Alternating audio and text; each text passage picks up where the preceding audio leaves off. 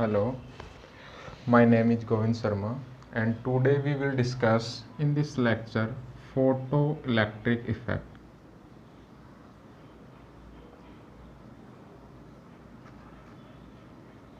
In previous lecture we discussed about black body radiation and today we discuss photoelectric effect, and in next lecture we solve some problem about photoelectric effect and black body radiation related to relative exam IIT JM NET and other exams. Okay, now हम बात करते हैं photo electric effect क्या होता है. तो देखो photo electric की इफेक्ट क्या होता है. जैसे एक मेटल शीट ली, ठीक है, ये एक मेटल शीट है और इस पे मैंने एक लाइट इंसिडेंट की.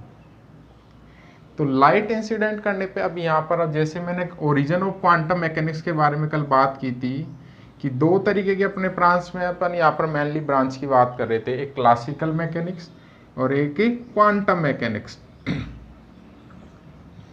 कल अपन ने बात की थी ब्लैक बॉडी रेडिएशन कैसे क्लासिकल मैकेनिक्स उसको एक्सप्लेन क्यों नहीं कर पाई और क्वांटम मैकेनिक्स के द्वारा उसको कैसे एक्सप्लेन किया गया. सेम थिंग यहाँ पर अपन अप्लाई करेंगे फोटो इलेक्ट्रिक इफेक्ट पे. तो दो ब्रांच है, एक क्लासिकल मैकेनिक्स और एक quantum mechanics. Okay, classical mechanics के according energy is proportional to intensity. Intensity मतलब तीव्रता. और क्या होती है, कल भी बताया था, number of photon per unit area per unit time कितने इंसिडेंट हो रहे हैं, इसके प्रोपोर्शनल उसने माना एनर्जी को. जबकि क्वांटम मैकेनिक्स में प्लांक और उसके अकॉर्डिंग एनर्जी एक डिस्क्रीट क्वांटा होती है which is proportional to frequency, जिसको अपन हिंदी में बोलते हैं आवृत्ति न्यू. इसका मतलब मैं एनर्जी को क्या लिख सकता हूं, E equal to H nu. दोनों ही फिनोमिना से अपन इसको समझने की कोशिश करेंगे और एक्सपेरिमेंटल क्या बोलता है वो दोनों थ्योरी में से किससे मैच करता है उसकी अपन यहाँ पर बात करेंगे. तो देखो सबसे पहले मैं बात करता हूं, ये मेरे पास में एक लाइट है. क्लासिकल मैकेनिक्स बोलती है लाइट कंटिन्यूअस वेव के रूप में. कौन सी नेचर है, कंटिन्यूअस वेव नेचर, या कंटिन्यूअस तो होगी वेव नेचर.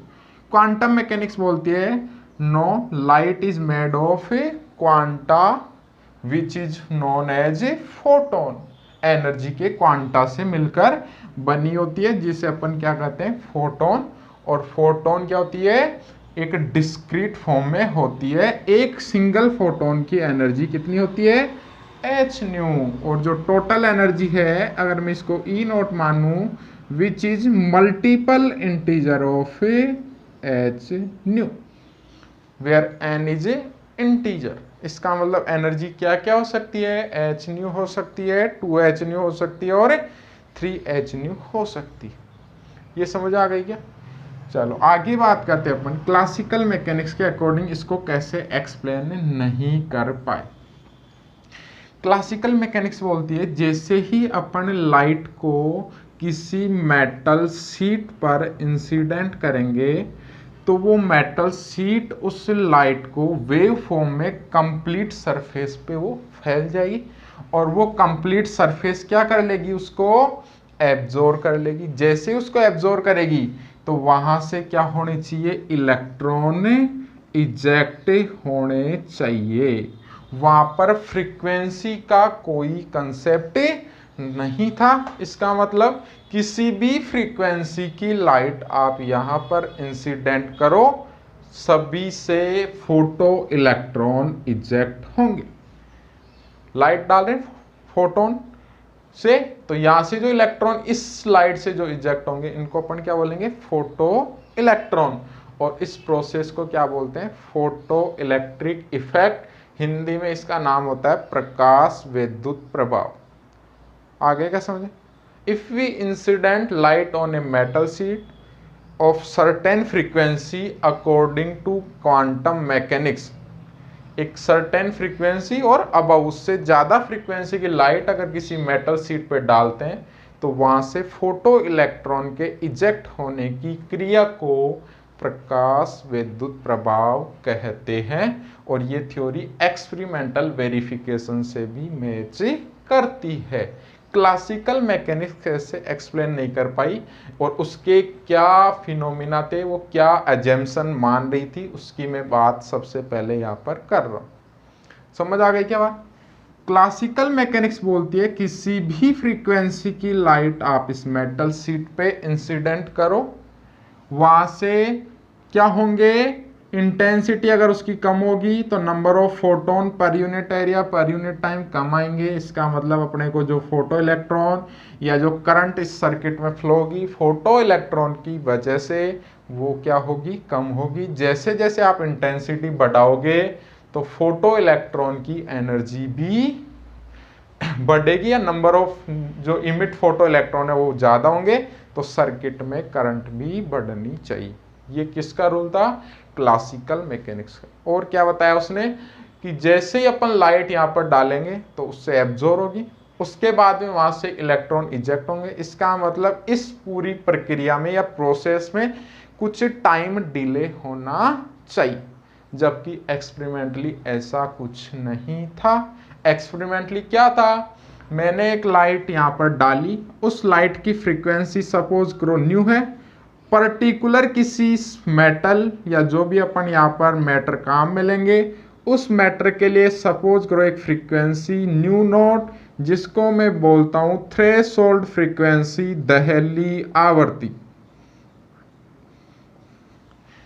अगर ये इंसिडेंट लाइट की frequency nu which is less than nu naught, then photo electron emission can not take place. इस अवस्था में फोटो इलेक्ट्रिक इफेक्ट की घटना पॉसिबल नहीं है या प्रकाश विद्युत इलेक्ट्रॉन यहाँ से नहीं निकलेंगे। ये कौन बोलती है? Quantum mechanics. इसका भी एक्सप्लेनेशन अभी अपन यहाँ पर करेंगे। अगर फ्रीक्वेंसी इंसिडेंट लाइट की आपतित प्रकाश की आवृत्ति दहली आवृत्ति थ्रेशोल्ड फ्रीक्वेंसी से ज़्यादा है तो फोटो इलेक्ट्रिक इफेक्ट या प्रकाश विद्युत प्रभाव की घटना पॉसिबल है। यहाँ तक समझ में आ गएगा? इसको अपने को एक्सपेरिमेंटल वेरीफाई करना है। क्वांटम मैकेनिक्स बोलती है energy is made of quanta which is known as photon and each photon have energy h nu. If we incident the photon on a metal sheet, then a single photon can react only single electron and all energy of the photon will be transferred to the electron. If frequency nu is less than nu naught, then no photoelectron emission take place, and if frequency nu greater than equal to nu naught, then photoelectric effect process take place.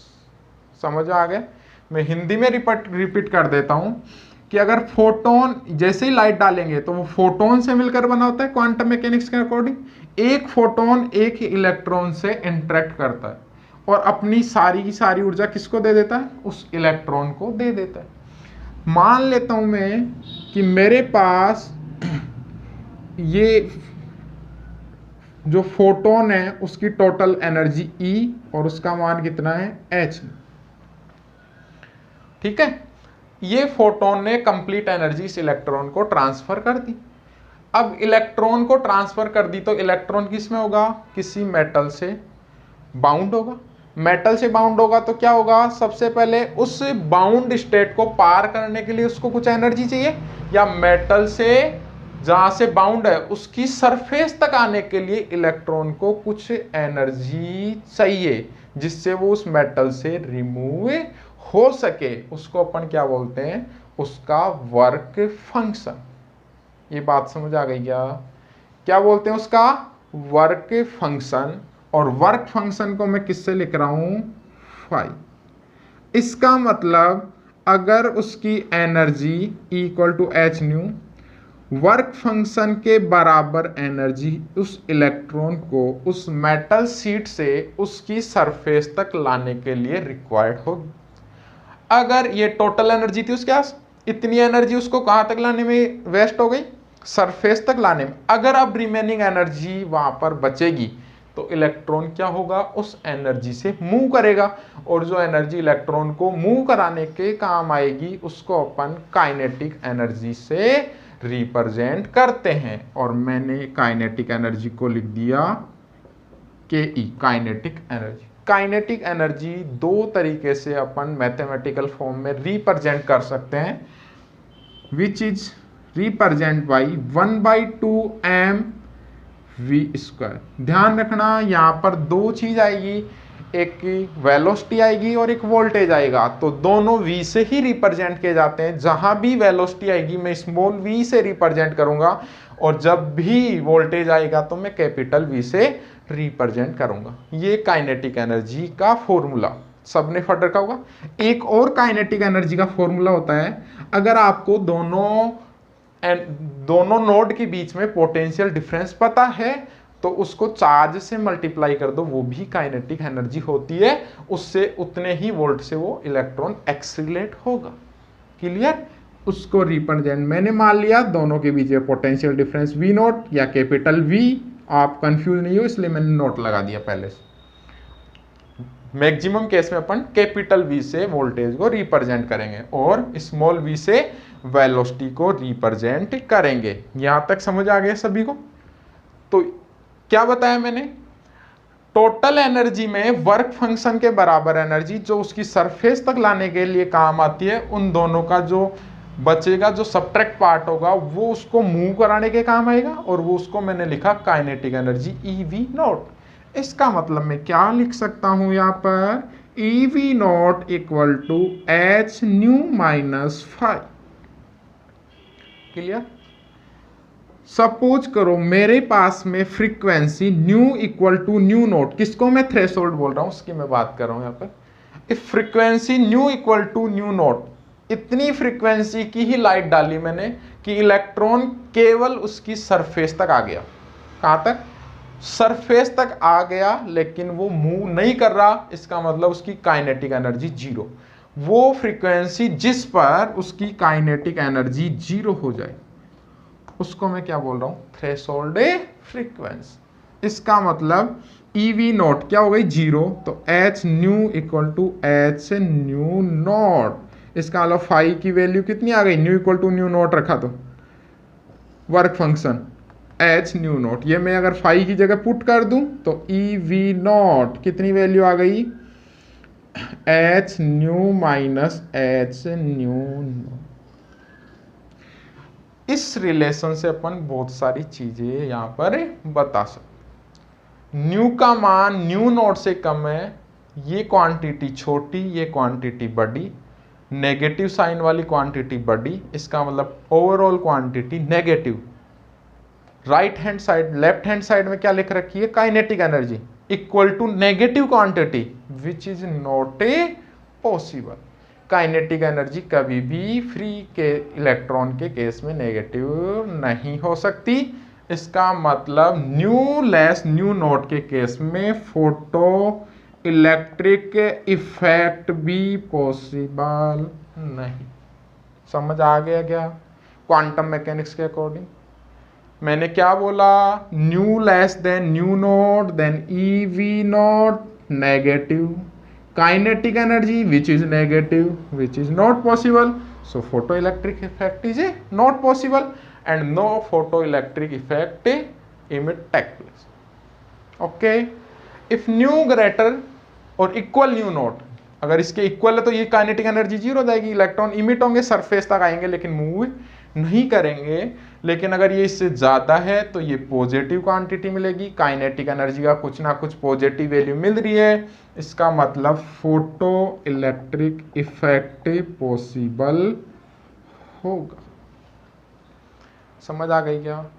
Classical mechanics क्या बोलती है, किसी भी frequency की light डालो उससे electron emit होने चाहिए।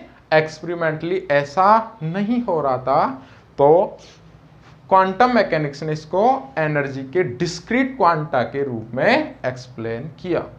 इसका मैं ग्राफ भी प्लॉट कर सकता हूं। अगर मैं V नॉट और फ्रीक्वेंसी न्यू में ग्राफ प्लॉट करूं तो y equal to m x plus c, ये तो क्या है, कांस्टेंट क्वांटिटी है, तो ये किसकी इक्वेशन हो गई, एक स्ट्रेट लाइन की इक्वेशन हो गई जिसका स्लोप नेगेटिव एक्स पे कट कर रहा है। तो ये नेगेटिव एक्स पे कट कर रहा है, कितनी वैल्यू है, minus H new not.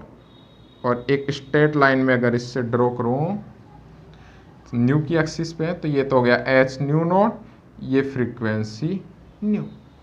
Clear है, जिसका स्लोप कितना होगा, वी नॉट और न्यू में ग्राफ प्लॉट किया है तो वी नॉट ई से डिवाइड कर दो तो इसके साथ में जो मल्टीप्लाई होता है वो स्लोप होता है।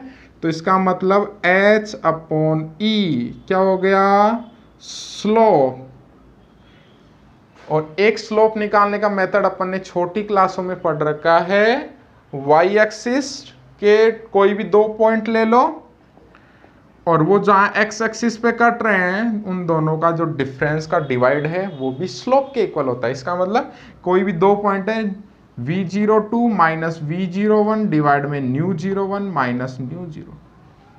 अगर मैं इसमें ग्राफ प्लॉट करूं, ये दोनों वैल्यू नोन है, ये भी नोन है, ग्राफ से निकाल सकता हूं, चार्ज की वैल्यू पहले से जान सकता हूं, तो एक्सपेरिमेंटली एच की वैल्यू को भी मैं वेरीफाई फोटो इलेक्ट्रिक इफेक्ट की सहायता से कर सकता हूं। समझ आ गया क्या, क्लियर है पिक्चर।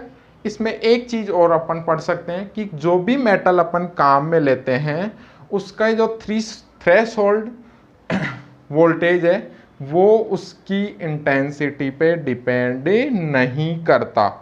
तो अगर मैं ग्राफ प्लॉट करूं वोल्टेज और फोटो इलेक्ट्रिक करंट के बीच में, तो देखो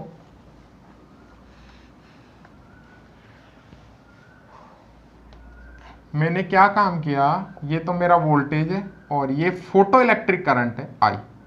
क्लियर, समझ आ गया था। ये एक्सटर्नल वोल्टेज है, बाहर से लगाया गया वोल्टेज। मैं यहाँ बाहर से वोल्टेज लगा सकता हूँ। अगर आपको क्या करना है, करंट मेजर करनी है तो यहाँ सीरीज में एक एमीटर लगा दो। अगर वोल्टेज मेजर करनी है तो पैरेलल एक वोल्टेज लगा दो। और मैंने एक बैटरी अप्लाई कर दी। और अगर इस बैटरी को वेरिएबल बनाना है तो आप क्या कर दो, एक रियोस्टेट इस पे अप्लाई कर दो। ठीक है, अब मैं एक्सटर्नल जो बैटरी लगा रखी है उसका वोल्टेज कितना है, मैंने क्या काम किया, मेरे पास में कोई भी एक लाइट डाल रहा हूं, उसकी फ्रीक्वेंसी थ्रेशोल्ड फ्रीक्वेंसी से ज़्यादा है। इसका मतलब उससे फोटो इलेक्ट्रॉन इमिट होंगे और मूव भी करेंगे। इसका मतलब एक्सटर्नल वोल्टेज V ये मेरा 0। बात दोबारा से समझ लेना, लाइट अगर डाल रहा हूं तो इलेक्ट्रॉन किस वजह से इमिट हो रहे हैं, फोटो इलेक्ट्रिक लाइट की वजह से। तो उस वजह से इलेक्ट्रॉन इमिट होंगे और वो जब इसकी तरफ कैथोड की एनोड से कैथोड की तरफ मूव करेंगे तो क्या होगी, लाइट जनरेट होगी। ये बात समझ आ गई क्या, ये समझ आ गई सबको। जब इलेक्ट्रॉन मूव करेंगे तो यहां से क्या होगी, फोटो इलेक्ट्रिक करंट जनरेट होगी। ठीक है, तो फोटो इलेक्ट्रिक करंट जो जनरेट होगी उस केस में अपन बात करें, सॉरी कैथोड से एनोड की तरफ इलेक्ट्रॉन मूव करेंगे तो इसमें सर्किट में क्या होगी, कैथोड को नेगेटिव से और इसको पॉजिटिव, तो इसमें क्या होगी, करंट जनरेट होगी। अब मैंने क्या किया, सबसे पहले मेरा एक्सटर्नल वोल्टेज क्या है, 0। एक्सटर्नल वोल्टेज 0 है तो क्या होगा, इसमें कुछ इलेक्ट्रॉन होंगे, उनके पास में इतनी एनर्जी होगी कि वो कहाँ पहुंच जाएंगे, एनोड पे पहुंच जाएंगे। इसकी वजह से वहां पर करंट फ्लो होगी, उसकी एक सर्टेन वैल्यू होगी which is represent by this.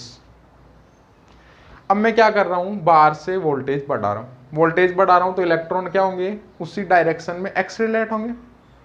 क्या होगा, ये पॉजिटिव या नेगेटिव, तो इलेक्ट्रॉन पॉजिटिव की तरफ क्या होंगे, एक्सीलरेट होंगे। पॉजिटिव की तरफ अगर एक्सीलरेट होंगे तो जो इलेक्ट्रॉन जिनके पास इतनी एनर्जी नहीं थी कि वो एनोड पर पहुंच पाए, उन इलेक्ट्रॉन्स को भी इतनी एनर्जी मिल जाएगी कि वो एनोड पर पहुंच जाएंगे तो क्या होगा, सर्किट में करंट बढ़ेगी।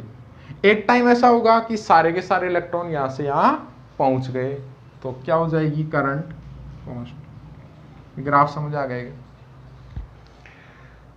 एक्सटर्नल वोल्टेज 0, कैथोड एनोड, मैंने जैसे यहाँ पर लाइट डाली, कुछ इलेक्ट्रॉन के पास इतनी एनर्जी होगी, अगर ये 0 है तो भी वो यहाँ पहुंच जाएंगे, which is represent by this.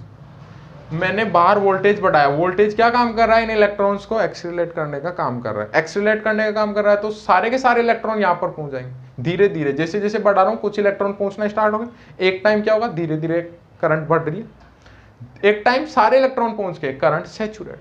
अब मैंने क्या किया, इस वोल्टेज को रिवर्ट कर दिया। रिवर्ट का मतलब इसको पॉजिटिव से और इसको नेगेटिव।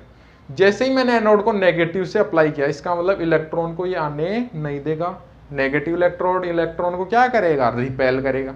रिपेल करेगा इसका मतलब एनर्जी, पहले जितने इलेक्ट्रॉन 0 वोल्ट पर आ रहे थे वो भी आना कम हो गए क्योंकि रिपेल हो रहे हैं। और एक टाइम क्या होगा, सारे के सारे एक सर्टेन वोल्टेज पे आना बंद हो जाएंगे, उसी को बोलते हैं थ्रेशोल्ड वोल्टेज। वो वोल्टेज जिस पे करंट की वैल्यू, फोटो इलेक्ट्रिक करंट की वैल्यू 0 हो जाए, उसी को बोलते हैं थ्रेशोल्ड वोल्टेज। ये कब काम किया, मैंने एक लाइट ली, उसकी इंटेंसिटी फिक्स कर दी I1, नंबर ऑफ फोटोन पर सेकेंड पर यूनिट एरिया जितने आ रहे हैं वो मैंने फिक्स कर दिए, उसको मैंने बोल दिया I1। अब मैं क्या कर रहा हूँ, इंटेंसिटी बढ़ा रहा हूँ तो नंबर ऑफ फोटोन भी ज्यादा आएंगे पर सेकेंड, ज्यादा आएंगे तो आपको सीधी सी बात है करंट भी उस केस में ज्यादा होगी। तो मैंने एक नई फ्रीक्वेंसी ली I2 which is greater than I1। इसका मतलब करंट बढ़ गई। अब क्या करेंगे, वोल्टेज बढ़ाएंगे, सेम प्रोसेस, बढ़ेगी सैचुरेट होगी। नेगेटिव में ले जाने पर अब देखो मैटर एक ही है, मटेरियल मैंने चेंज नहीं किया तो उस केस में जो वोल्टेज है थ्रेशोल्ड वोल्टेज, उसकी वैल्यू चेंज नहीं होगी, वो जितनी पहले थी उतनी ही बाद में। ये क्या होगा, इसका मतलब कि intensity threshold voltage threshold voltage होती है वो इंटेंसिटी पे डिपेंड नहीं करती। ये किस केस की बात कर रहे हैं अपन, फोटो इलेक्ट्रिक इफेक्ट।